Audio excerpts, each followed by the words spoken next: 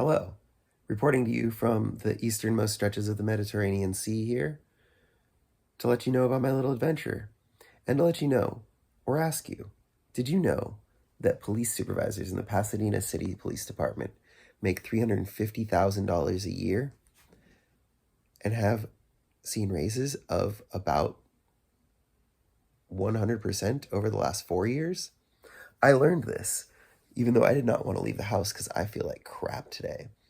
But I did have to go pick up my partner from their class because they're disabled, mostly due to living in a community all their life that had terrible public transportation, forcing them to drive everywhere, forcing them to be at risk of getting in wrecks. There were a couple in their life, and they could only drive themselves a couple miles right now. So I went to go pick them up. And on my way there, I had an adventure that enlightened me to the overpaid, overglorified nature, the true nature of the overpaid or overglorified status that we give police officers in this community. So basically, I'm on my way there. Traffic's bad. I wish I could have taken the train, but I need to pick them up.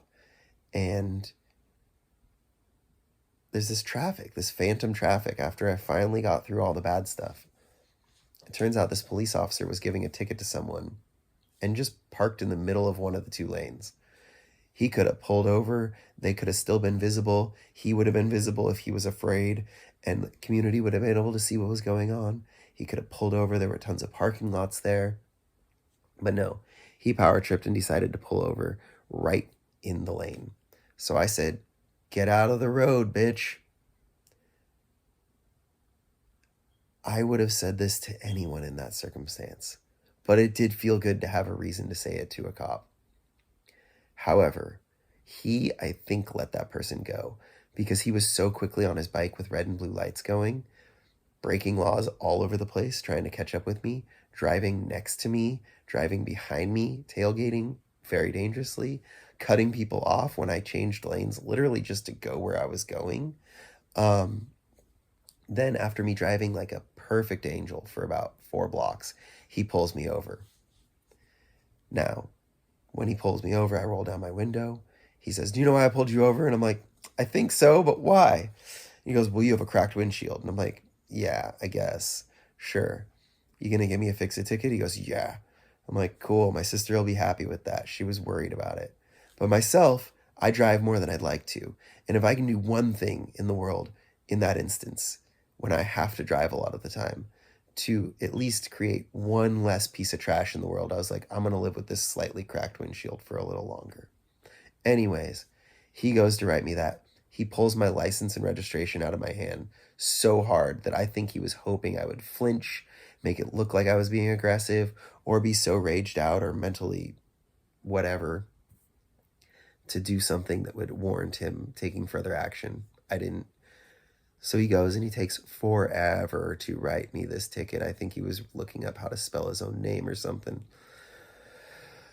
So we finish all this out. I sign it, "Have a great day." He says, "Have a great day" to me when he reads it. And I say, "Hey man, I think you made bad choices in your life. Maybe you could change some of them and help make the world a better place." And we go on with our day. Now I used my brain to not ask him for his badge number or hassle him about his supervisor's name or anything. I just read his name off his shirt. Very quickly looked him up. Turns out this guy went from making $227,000 after benefits in 2021 to $349,000 in pay and benefits. 300,000 of which was pay pre-tax, which you're looking at about 190K, 200K. Plus he probably owns his own home, so he gets a bunch of that money back. So let's say 215 after taxes. Now, this man gets paid $350,000 after benefits, $300,000 of which is cash, to be a glorified meter maid rolling around with a gun and a taser and a radio to call for backup and people with machine guns if he needs to feel safe in his world. And he's out here trying to scare people out of using their freedom of speech to literally maybe just tell them to get out of the road. I might yell that in a quick moment to tell someone to get out of the road if I thought they were in danger and didn't seem to be aware of that. But yeah, I said it with an expletive because he's a cop and I'm not too fond of them. For if they're not obvious reasons to you do some reading. Um, he's getting paid $350,000 a year to go around and give speeding tickets and probably sit outside a protest and eat fucking food and drink coffee. Meanwhile, I know doctors in this community that get paid $200,000 a year to be eye doctors. How's that work? Sure, they're probably like 260 after benefits, but how's that work? Why is this guy with probably a high school diploma at best get paid this? And the last part of this I'll say is that during my drive, I was listening to a piece about how the political gap right now with the two established parties is much less racial in our current iteration, and it's much more gender-based.